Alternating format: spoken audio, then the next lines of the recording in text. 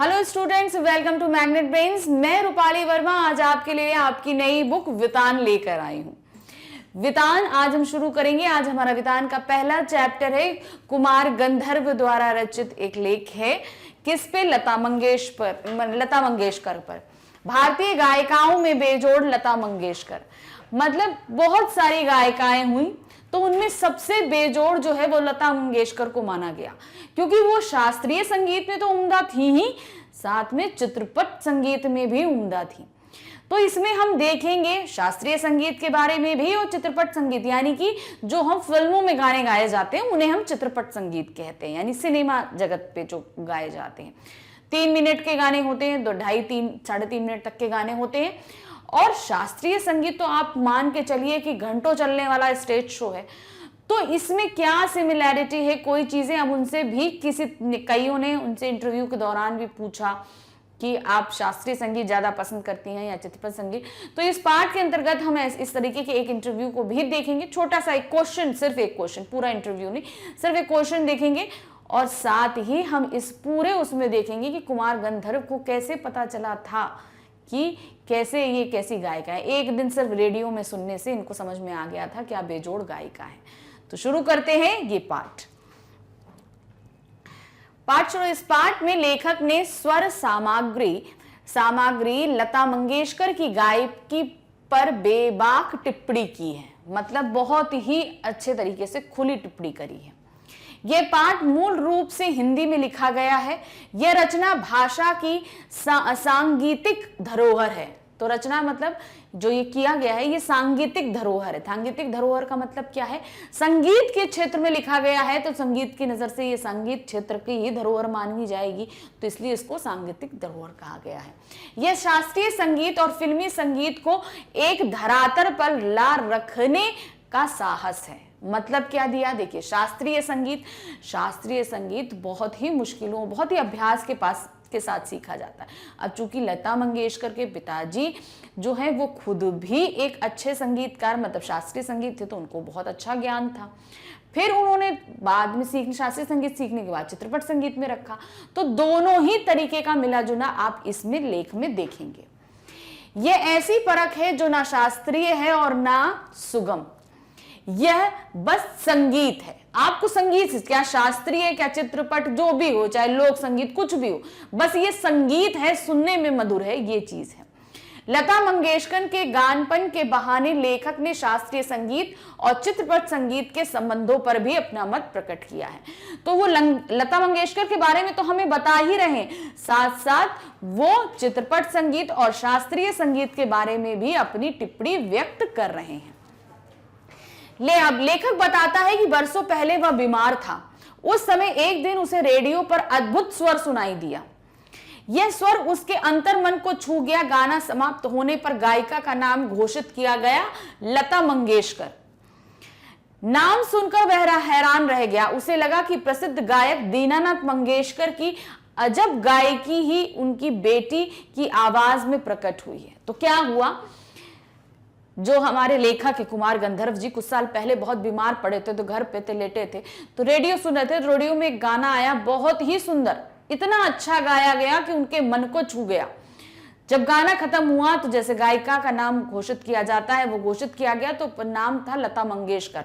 पता चला दीनानाथ मंगेशकर की पुत्री है वो, और बहुत ही सुरीला, जैसे दीनानाथ मंगेशकर जितना शुद्ध और सुरीला गाते हैं, उतनी ही अच्छी गायकी लता मंगेशकर की भी है। यह शायद बरसात फिल्म से पहले का गाना था। तो बरसात फिल्म जो थी उससे भी पहले का गाना था। लता के पहले प्रसिद्ध गायकी नूरजहां का चित्रपट संगीत में अपना जमाना था, परंतु लता उससे आगे निकल आई। तो लता के आने से पहले नूरजहां का गाना मतलब छाया रहता था चित्रपट संगीत पे। उस समय वही सबसे मशहूर गायिका थी नूरजहां। लेकिन लता ने अपनी जगह खुद, और उससे भी बढ़ के गायिका निकली लता मंगेशकर। लेखक का मानना है कि लता के बराबर की गायकी कोई नहीं हुई। मतलब कोई ऐसी, उसके बाद कोई ऐसी गायकी नहीं हुई जो लता के पास तक पहुंच जाती। लता ने चित्रपट संगीत को लोकप्रिय बनाया। तो यहां पर चित्रपट संगीत का मतलब सिनेमा जगत के गायन को, यानी कि जो हम लोग फिल्मी सॉन्ग सुनते हैं उनको बहुत ज्यादा लोकप्रिय बनाया। आज बच्चों के गाने का स्वर बदल गया है, यह सब लता के कारण हुआ है। अब बच्चे इंटरेस्ट लेने लगे हैं, उनके स्वर बदले हैं, तो लोग क्या है, सुरीली गायकी जहां सुनते हैं उस तरफ भागते हैं। तो लता की आवाज में जब सुना उन्होंने तो वो उसकी तरफ भागे।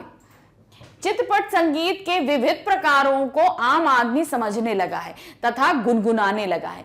अब अलग अलग समझने लगा ना कि ये इसका है, ये इसका है, ये इस शैली में गाया जाता है, ये इस शैली में गाया, तो लोग डिफरेंस समझने लगे हैं और उसको गाने भी लगे हैं। लता ने नई पीढ़ी के संगीत को संस्कारित किया है। तो नई पीढ़ी मतलब उनको सही शुद्ध, भाई शास्त्रीय संगीत अगर आप गा रहे हैं, आप अच्छी गाने वाले हैं, तो आप अगर चित्रपट संगीत में गाएंगे तो उसमें गलतियां नहीं करेंगे, क्योंकि आप वहां पे जानते हैं चीजों को। तो एक तरीके से उसको भी संस्कारित कर दिया, उसको भी शुद्ध करके इन्होंने सामने प्रस्तुत किया तथा आम आदमी में संगीत विषयक अभिरुचि पैदा करने में योगदान की है। तो संगीत विषयक अभिरुचि मतलब अगर गलती है तो लोग उसको नापसंद कर भी रहे हैं, ये भी उन्होंने पैदा किया है। आम श्रोता शास्त्रीय गायन व लता के गायन में से लता की ध्वनि मुद्रिका को पसंद करेगा। तो अब यहां पर क्या हो रहा है, आम श्रोता जो ऐसे नॉर्मल पब्लिक होती है, श्रोता मतलब सुनने वाला, तो जब वो सुनता है तो क्या है, वो शास्त्रीय गायन तथा लता के गायन की ध्वनि मुद्रिका को पसंद करेगा। मतलब दोनों, अगर शास्त्रीय संगीत गायन कर रहा है या लता की गायन कर रहा है तो वो दोनों की ही ध्वनिया को पसंद करेगा, क्योंकि लता में भी कहीं ना कहीं शास्त्रीय संगीत झलकता है। आम आदमी को राग के प्रकार, ताल आदि से कोई मतलब नहीं होता, उसे केवल मस्त कर देने वाली मिठास चाहिए। सही सी बात है, जिनको संगीत का ज्यादा नॉलेज नहीं है तो वो क्या जाने क्या राग है, क्या ताल है, कुछ उन्हें नहीं पता नहीं होता। बस गाना सुनने में मीठा होना चाहिए, सुरीला होना चाहिए, मस्त कर देने वाला होना चाहिए। तो यही सब लोग चाहते हैं। लता के गायन में वह गानपान 100% मौजूद है। तो मतलब वो मस्त कर देने वाली बात लता के गाने में मौजूद है, 100% मौजूद है। लता के गायन की एक और विशेषता है स्वरों की निर्मलता। अब दूसरी उन्होंने, एक तो मस्त कर देने वाली, दूसरी क्या विशेषता उन्होंने बताई कि स्वरों की निर्मलता। स्वर जो है बहुत ही आराम से कब बदल जाते हैं, क्या हो जाता है, मतलब बहुत ही सुगम और एकदम शुद्ध स्वर, मतलब जिस तरीके से होते हैं उसी तरीके के एकदम जो शुद्ध स्वर होते हैं वो आपको उनकी गायकी में मिलेंगे। नूरजहां के गानों में मादकता थी, परंतु लता के स्वरों में कोमलता और मुग्धता है। तो मादकता मतलब मस्त कर देने वाला, मतलब मदमस्त कर देने वाली वो चीजें होती हैं, लेकिन लता के स्वरों में क्या है, कोमलता है।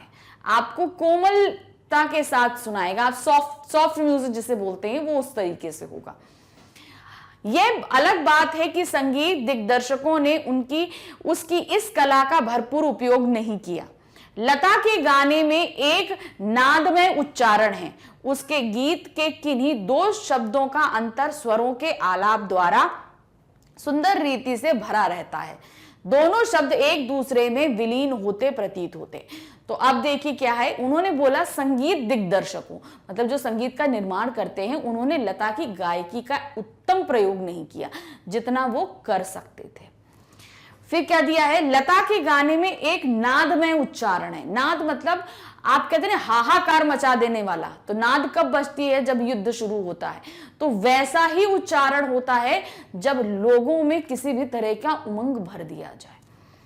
उनके गीत में किन्हीं भी 2 शब्द, कोई भी 2 शब्द ले लीजिए, गाना हम गा रहे हैं, गाने के बीच अगर कोई 2 शब्द है तो उनके बीच अगर आलाप लगता है, आलाप होता है गाने में एक वो लगता है, तो अगर वो आलाप लगता है तो वो दोनों शब्द एक दूसरे में कहां विलीन हो जाते हैं नहीं पता चलता।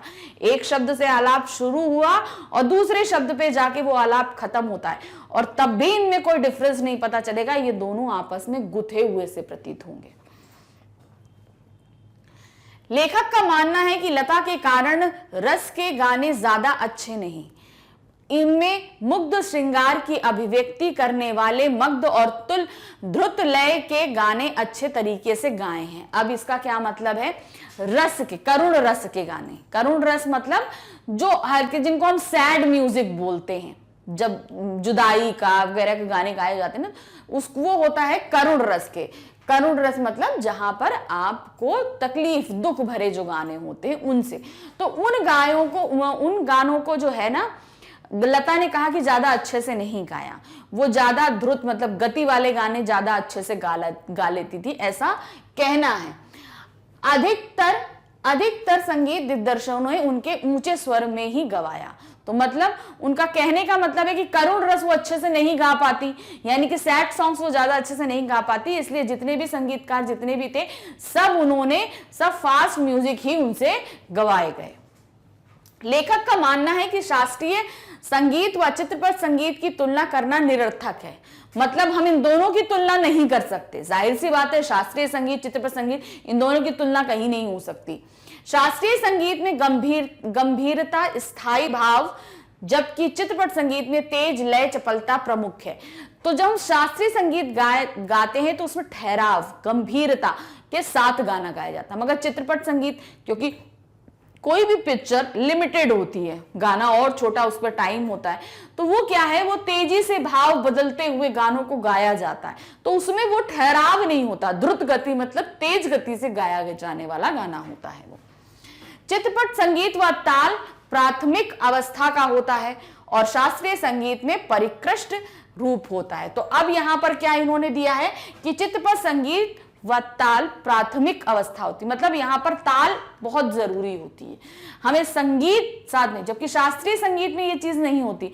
शास्त्रीय संगीत में क्या होता है, अगर आपके पास वाद्य यंत्र भी नहीं है तो उसे अकेला गाया जा सकता है, लेकिन आप अगर चित्रपट संगीत में आएंगे तो उसमें वाद्य यंत्रों का, यानी कि बैकग्राउंड जो म्यूजिकल चलता है वो भी जरूरी होता है। यहां पर वो चीजें जरूरी, शास्त्रीय संगीत में सब चीजें जरूरी नहीं होती है। चित्रपट संगीत में आधे तालों, आसान लय, सुलभता व लोच की प्रमुखता आदि विशेषताएं होती। तो इसमें क्या होता है, आधे ताल होते हैं, पूरे ताल नहीं लगे, पूरे ताल लगेंगे तो गाना बहुत लंबा हो जाएगा। आसान लय होती, लय इतनी डिफिकल्ट नहीं होती। सुलभता और लोच होता है, मतलब बहुत ही इजी वे से गाया जाने वाले गाने होते हैं। चित्रपट संगीत गायकों को शास्त्रीय संगीत की उत्तम जानकारी अवश्य होनी चाहिए। लता के पास यह ज्ञान भरपूर था। तो जो चित्रपट के संगीतकार हैं उनको जो है वो शास्त्रीय संगीतों की जानकारी होनी चाहिए, ऐसा मानना हमारे लेखक का है। क्यों? क्योंकि अगर ये ज्यादा ज्ञान होगा तो आप उतने अच्छे से गा सकते हो, और लता में ये जानकारी भरपूर थी क्योंकि वो शास्त्रीय संगीत पहले गाती थी, चित्रपट संगीत में तो वो बाद में आई। लता ने 3-3.5 मिनट के गान और 3-3.5 घंटे की शास्त्रीय महफिल का कलात्मक व आनंददायक मूल्य एक जैसे हैं। उनके गानों में स्वर, लय व शब्दार्थ का संगम होता है। तो लता ने जहां 3-3.5 घंटे के शास्त्रीय संगीत कहिए, वहीं 3-3.5 मिनट के चित्रपट गीत जो गाए, उन दोनों में इतना बढ़िया साम्य बैठाया जिसको कोई उसका मेल नहीं है। और लता को इस चीज के लिए बहुत अच्छे से जाना जाता है, चाहे वहां गानों के स्वर हो, लय हो, शब्द हो, बहुत ही अच्छे से वो फिट करती थी।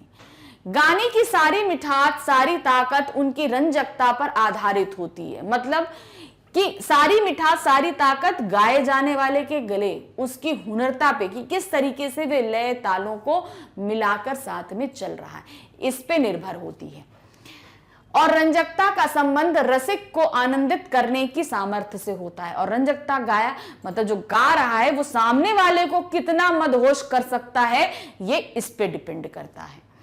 लता का स्थान अव्वल दर्जे के खानदानी गायक के समान है। तो जो खानदानी गायक होते हैं उनके समान लता गाती हैं। किसी ने पूछा कि क्या लता शास्त्रीय गायकों की 3 घंटे की महफिल जमा सकती हैं?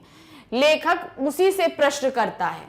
अब किसी ने पूछा क्या लता 3 घंटे की महफिल जमा सकती हैं? तो लेखक ने जिस व्यक्ति ने प्रश्न पूछा था उसी से प्रश्न पूछते हैं, क्या कोई प्रथम श्रेणी का गायक 3 मिनट के चित्रपट का गाना इतनी कुशलता और रसोद्घाटकता से गा सकेगा? शायद नहीं। तो अब उन्होंने वही प्रश्न पलट दिया कि आप बोल रहे हैं लता क्या शास्त्रीय संगीत जमा सकती है, तो उन्होंने बोला क्या शास्त्रीय संगीत गाने वाले 3-3.5 मिनट की एक चित्रपट गायन में अपने सारे रस प्रस्तुत कर सकते हैं, तो उन्होंने बोला शायद नहीं। खानदानी गवैयों ने चित्रपट संगीत पर लोगों के कान बिगाड़ देने का आरोप लगाया। अब खानदानी गवैये जो बहुत अपनी पीढ़ियों से गाते आ रहे हैं, उनका मानना था कि चित्रपट संगीत ने लोगों के कानों के सुर लय ताल बिगाड़ दिए। अब उन लोगों को शास्त्रीय संगीत से इतना मतलब नहीं है।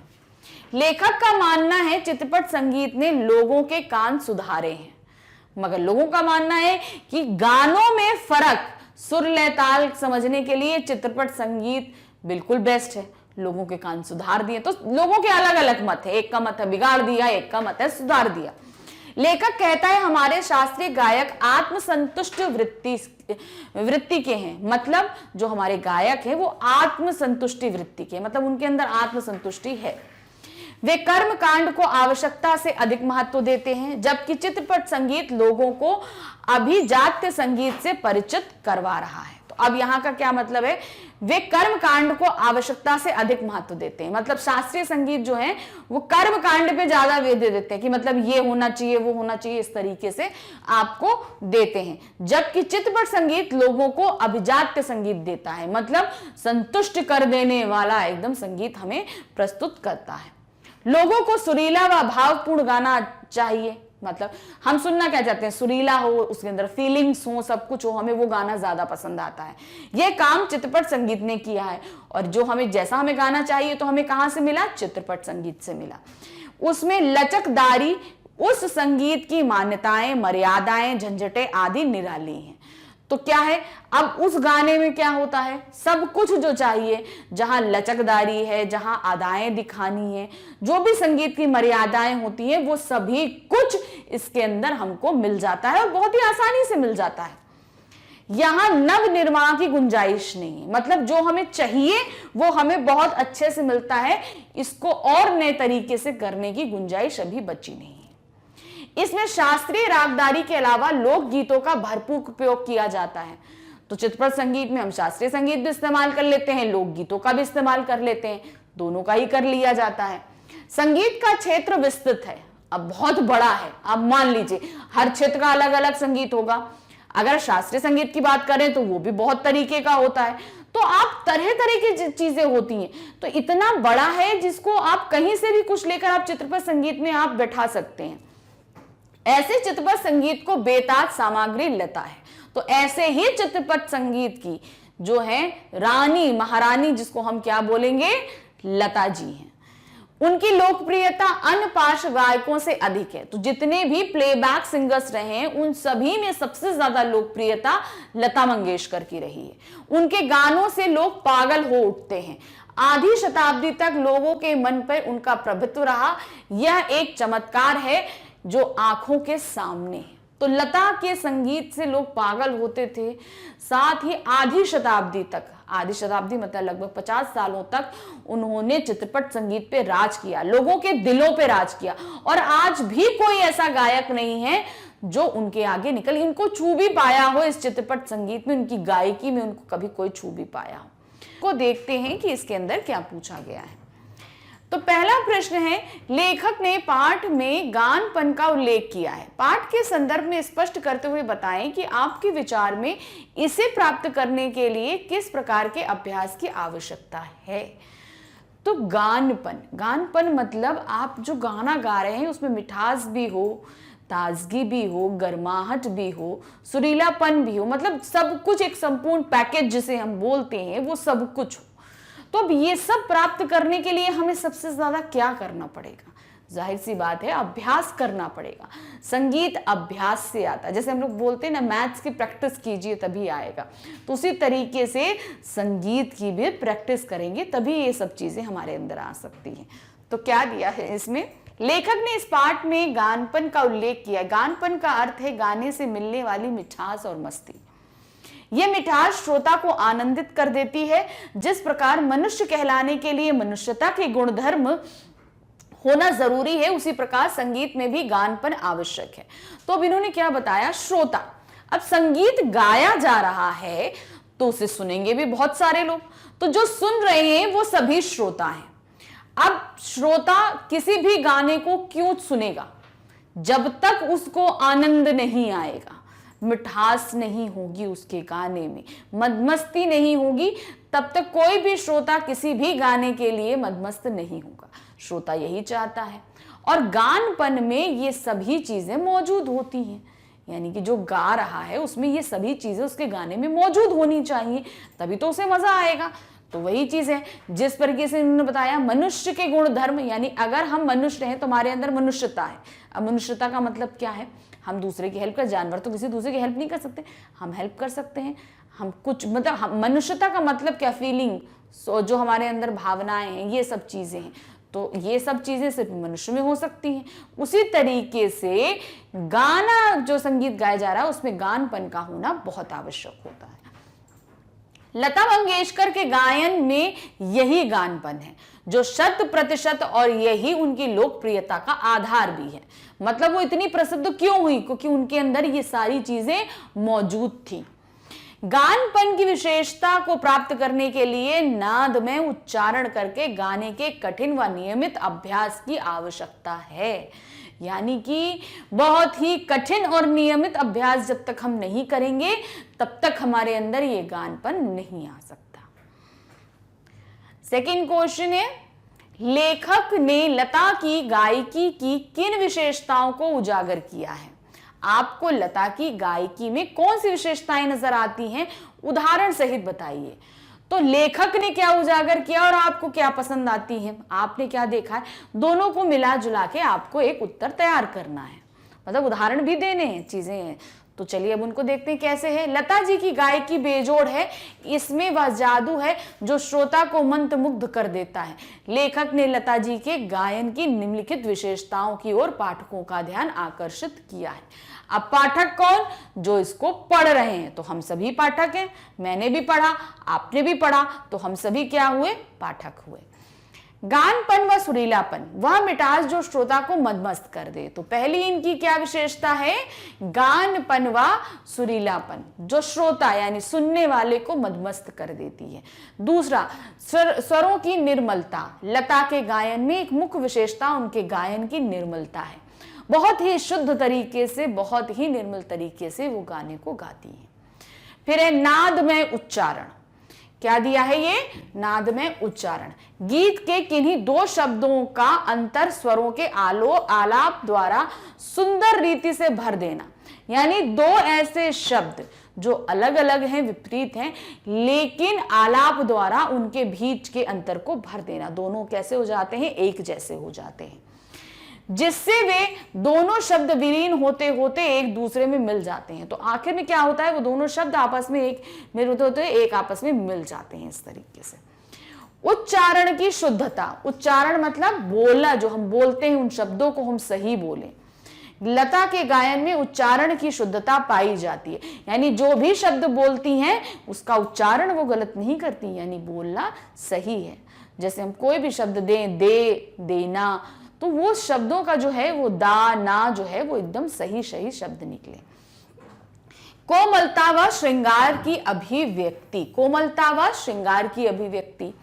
स्वर में कोमलता होने के कारण उन्होंने श्रृंगार परक गीत ऐसी मधुरता से गाए कि वे श्रोता के हृदय को मुग्ध कर देता है। मतलब उन्होंने गाने ऐसे इतनी सुंदरता से गाए कि सामने वाला एकदम मदमस्त हो जाता है। तो ये सभी विशेषताएं हमको लेखक ने हमारे सामने रखी हैं। थर्ड क्वेश्चन है, लता के करुण रस के गानों के साथ न्याय नहीं किया, जबकि श्रृंगार परक गाने वे बड़ी उत्कृष्टता से गाती हैं। इस कथन से आप क्या समझते हैं? तो ये क्वेश्चन दिया गया है कि लता ने जो गाने गाए उसमें उन्होंने करुण रस के गायनों के साथ जस्टिफिकेशन नहीं किया। मतलब जो सैड सॉन्ग गाती है वो कभी उन्होंने अच्छे नहीं गाए, कुछ नहीं। जबकि श्रृंगार परक मतलब जिसमें आपका कहते हैं, जिन्हें रोमांटिक सॉन्ग कहते हैं, हिप हॉप सॉन्ग्स बोलते हैं, जिस तरीके भी आप सॉन्ग बोलते हैं जिससे मस्ती हो, तो इस तरीके के सॉन्ग्स जो हैं उन्होंने बहुत अच्छे से गाए। अब इससे आप क्या समझते हैं? हम तो ये समझते हैं कि उन्होंने करुण रस के गाने भी बहुत अच्छे से गाए हैं। उनका कितना ए मेरे वतन के लोगों गाना ऐसा है कि लोग रो तक पड़े थे। तो ये सब गाने ऐसे हैं जिनको सुनने के बाद लोगों को रोना तक आ जाता है। तो कोई कैसे कह सकता है कि करुण रस के गाने के साथ उन्होंने जस्टिफिकेशन नहीं किया। वो करुण रस के गाने भी उतनी ही सरलता और मधुरता से गाती थी जैसे श्रृंगार परक गाने गाती थी। तो इसको कैसे लिखेंगे हम? एक संगीतज्ञ होने के कारण शायद कुमार गंधर्व सही भी हो सकते हैं, परंतु मैं उनकी इस बात से सहमत नहीं हूं, क्योंकि उनके द्वारा ए मेरे वतन के लोगों गाना इतनी भावपूर्णता और करुणता से गाया गया कि वहां बैठे प्रधानमंत्री जवाहरलाल नेहरू की आंखों में पानी ले आया। मतलब जवाहरलाल नेहरू जो है वो रोने लगे थे उस गाने को सुनने के बाद। इसी प्रकार उनके अन्य गीत जैसे रुदाली फिल्म में गाया गया दिल हूं करे और ओ बाबुल प्यारे आदि गीत भी कुछ इसी तरह की करुणता से गाए गए हैं। तो मतलब उन्होंने चाहे विदाई सॉन्ग हो, ए मेरे बाबुल प्यारे, या रुदाली फिल्म का गाना हो, तो उन्होंने वो सभी जो है बहुत ही करुणता के साथ गाए हैं। अतः यह कहना उचित नहीं है कि लता ने अपने करुण रस के गीतों के साथ न्याय नहीं किया। वास्तव में उनके गाने में करुण रस विशेष प्रभावशाली रीति से व्यक्त होता है। हालांकि ऐसे गीतों की संख्या कम है, तो उन्होंने अपने करुण रस के गाने बहुत कम गाए हैं, लेकिन जितने भी गाए हैं सभी बहुत प्रभावपूर्ण हैं, सब बहुत ज्यादा लोगों के ऊपर उन्होंने असर छोड़ा है। नेक्स्ट क्वेश्चन है, संगीत का क्षेत्र ही विस्तृण है, वहां अब तक अलक्षित, असंशोधित और अदृष्टपूर्ण ऐसा खूब बड़ा प्रांत है, तथापि बड़े जोश से उसकी खोज और उपयोग चित्रपट के लोग करते चले आ रहे हैं। इस कथन को वर्तमान फिल्मी संगीत के संदर्भ में स्पष्ट कीजिए। तो अब यहां पर क्या दिया है? बहुत बड़ा है संगीत का क्षेत्र, विस्तृण मतलब बहुत बड़ा है। हमने आपको पहले वीडियो में भी बताया था कि संगीत की कोई लिमिट नहीं है, कि शास्त्रीय संगीत है, कि भारतीय संगीत है, लोकगीत है, स्थानीय गीत है, बहुत तरह तरह का संगीत है, तो उसका क्षेत्र इतना बड़ा हुआ है। अब ये अलक्षित, असंशोधित और अष्टपूर्ण है, मतलब ये कहां से आएगा, किस क्षेत्र में, गीतकार जिस क्षेत्र का होगा वो झलक गीतकार के गानों में उस स्थानीय जगह के जो भी गीत संगीत होगा वो स्थानीय गायक के उसके गीत संगीत में आएगा ही आएगा, ये नेचुरल सी बात है, आता है। तो वही चीज उन्होंने बोला है कि इसकी खोज चित्रपट में भी लोग करते हैं, स्थानीय जो होते हैं गीत संगीत वो हम चित्रपट में भी खोजते हैं। तो आपको यह बताना है इस कथन को वर्तमान फिल्मी संगीत के संदर्भ में स्पष्ट कीजिए। क्या वर्तमान संगीत जो अभी चित्रपट संगीत चल रहा है, क्या उसमें हमें ये सब चीजें देखने को मिलती हैं, नहीं मिलती हैं? कैसा आपकी राय है, हमें ये बतानी है। संगीत में अपार संभावनाएं छिपी हुई हैं। यह क्षेत्र बहुत ही व्यापक और विस्तृत है। हमने कहा ना, यह क्षेत्र इतना विस्तृत है जिसकी कोई कल्पना नहीं हो सकती। इसमें बहुत से राग, धुनें, ताल, यंत्र और स्वर अनछुए रह गए हैं। मतलब अभी भी ऐसी बहुत सी चीजें हैं जिन्हें चित्रपट संगीत अभी अनछुआ है, अभी वो सब चीजें इसमें आ ही नहीं पाई हैं। बहुत से सुधार होने अभी भी शेष हैं। मतलब हम अभी भी चाहें तो चित्रपट संगीत में बहुत सी ऐसी चीजें लाके उनमें सुधार कर सकते हैं। अभी कई सारे नए प्रयोग होने बाकी हैं।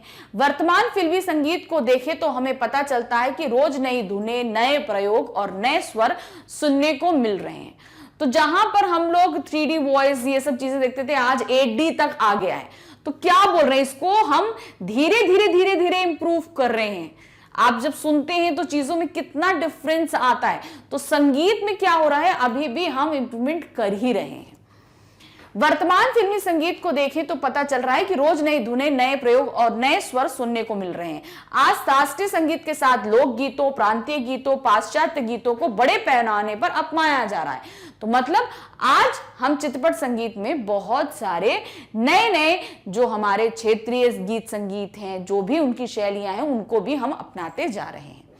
आजकल हम कई लोक गीतों का पाश्चात्य संगीत में भी बड़ा अच्छा तालमेल देखते हैं।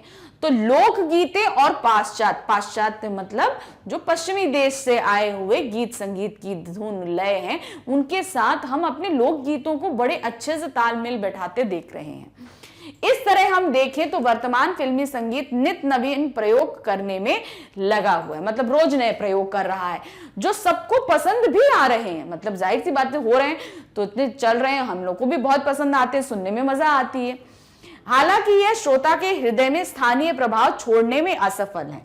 बात तो सही है कि ज्यादा देर तक हमारे जो दिमाग में ये गीत नहीं रह पाते। अभी चल रहा है, अभी लेटेस्ट है तो हमारे दिमाग में रहेगा, फिर कुछ नया आ जाएगा तो हम उसको भूल जाते हैं, हमें वो ध्यान नहीं रह पाता। लोग आज भी पुराने गीत गुनगुनाया करते हैं और पुरानी फिल्मों के गीतों की ही चर्चा करते हैं। तो आज भी अगर हम बोलें तो हमें पुराने गीत ही हमें ज्यादा याद आएंगे, नए हमसे बोले जाएं तो हमें उनकी क्या कहते हैं वर्डिंग्स ही नहीं याद रहेंगी। तो इस तरीके से हम ये देखते हैं कि जो नए संगीत आ रहे हैं वो बहुत ही लिमिटेड टाइम पीरियड के लिए आते, काफी लंबे तक समय तक लोगों के दिलों पर छा नहीं पाते हैं। क्वेश्चन नंबर 5 है, चित्रपट संगीत में लोगों के कान बिगाड़ दिए, अक्सर यह आरोप लगाया जाता है। इस संदर्भ में कुमार गंधर्व की राय और अपनी राय लिखें। मतलब चित्रपट संगीत ने लोगों के कान बिगाड़ दिए, कहने का मतलब है जो शुद्ध संगीत सुनने की जिनको आदत थी वहां अब अशुद्ध संगीत वो लोग सुन रहे हैं। तो क्या ये, इस पे तो पहले कुमार गंधर्व की राय हमें रखनी है, उन्होंने क्या सोचा, फिर हमें अपनी राय रखनी है कि हम क्या सोचते हैं। तो क्या देखें, कुमार गंधर्व इस आरोप से सहमत नहीं है कि चित्रपट संगीत ने लोगों के कान बिगाड़ दिए। उनके अनुसार चित्रपट संगीत से संगीत में सुधार आया है, मतलब वो सहमत नहीं है कि कान बिगाड़ा है, इससे क्या आया है, संगीत में सुधार आया है। जो शास्त्रीय संगीत में था वो अब चित्रपट संगीत में भी हमें सुनने को चीजें मिलती हैं, और जो चित्रपट संगीत बगैर उसके था कि मतलब उसमें कोई सुर लय ताल नहीं था, वो धीरे धीरे सुधर रहा है। इसके कारण ही लोगों को इसके सुरीलेपन की समझ हो रही है। आज संगीत में लोगों की रुचि बढ़ रही है। आज सामान्य जन भी इसकी लय की सूक्ष्मता को समझ पा रहा है, कि मतलब सामान्य लोग जिन्हें संगीत की ज्यादा ज्ञान नहीं है तब भी वो बारीकियों को पकड़ लेता है। परंतु वह बात केवल पुराने संगीत तक ही सिमट गई है।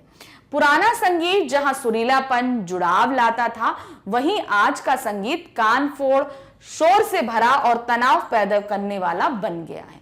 तो पुराना संगीत हमें बहुत सुरीला लगता है, लेकिन आज बहुत लाउड म्यूजिक होता है, थोड़ी देर सुन सकते हैं, ज्यादा देर में सर में दर्द होने लगता है, इतनी देर नहीं सुन पाते। गाने में बोलों की बेतुकी है, मतलब जो भी वर्ड्स बैठाए जा रहे हैं कोई मतलब नहीं है उनका। अश्लीलता है, मतलब आपको उसमें देखेंगे सारी अश्लील चीजें हमें बातों के जरिए सुनाई देगी। अजीब सी तुकबंदी होती है। तुकबंदी मतलब आप शायर को तो छोड़ दीजिए, क्या चम्मच, करछी, कढ़ाई, ये सब चीजों की भी तुकबंदी लगा दी जाती है उसमें देखा जाए तो। आज चित्रपट संगीत दौड़ती भागती जिंदगी की तरह ही उबाऊ और नीरस होता जा रहा है। तो पहले क्या था, सुरीला था, लेकिन आज क्या है, हमें समझ में नहीं आता कि हमें सुनना क्या है। इतने सारे वेरिएशन होने के बाद भी हम किसी एक पर नहीं टिक पाते हैं। ये हम खुद अपना बता रहे हैं कि जब हम गाने सुनने बैठते तो हमें समझ में नहीं आता कि हमें सुनना क्या है, तो हम हार के फिर वही पुराने संगीत पे पहुंच जाते हैं। तो जाहिर सी बात है, छाप पुराने संगीत ने ही छोड़ी है। नए संगीत आ तो रहे हैं, लेकिन वो ज्यादा देर के लिए स्थायी नहीं होते। क्वेश्चन नंबर 6 है, शास्त्रीय एवं चित्रपट दोनों तरह के संगीतों के महत्व का आधार क्या होना चाहिए? कुमार गंधर्व इस संदर्भ में क्या राय है, स्वयं आप क्या सोचते हैं? मतलब शास्त्रीय संगीत और चित्रपट संगीत दोनों ही संगीतों के महत्व का आधार क्या होना चाहिए, क्यों इंपॉर्टेंस है, ये किस बेसिस पे होना चाहिए? तो क्या है, कुमार गंधर्व के अनुसार शास्त्रीय एवं चित्रपट दोनों तरह के संगीतों के महत्व का आधार रंजकता होनी चाहिए। मतलब आप कितने सही तरीके से उसको गा सकते हैं, इस बात का महत्व होना चाहिए कि रसिक को आनंद देने का सामर्थ्य किस गाने में कितना है। मतलब सामने जो सुन रहा है उसको आप किस वे से ज्यादा संतुष्ट कर पा रहे हैं, शास्त्रीय संगीत से या चित्रपट संगीत से। दोनों का आधार सेम होना चाहिए, सुनने वाला किसमें ज्यादा एंजॉय कर रहा है। यदि शास्त्रीय गाने में रंजकता नहीं तो वो बिल्कुल नीरस हो जाएगा, साहित्य सी बात है, सामने वाला अगर सुनने में इंटरेस्टेड नहीं है तो वो बेकार हो गया। मैं भी लेखक के मत से पूरी तरह सहमत हूं, एक अच्छे संगीत की मधुरता गान पर और जुड़ाव होना चाहिए। मतलब उसमें गानपन होना चाहिए, जुड़ाव होना चाहिए जो भी सुन रहा है उसको। तो इस तरीके से इस पाठ के सभी प्रश्न उत्तर यहां खत्म हुए। हमने लता मंगेशकर के बारे में जाना और साथ ही चित्रपट और शास्त्रीय संगीत के बारे में भी हमने बहुत सारे क्वेश्चंस देखे। तो ये यही खत्म करते हैं। Thank you, bye bye.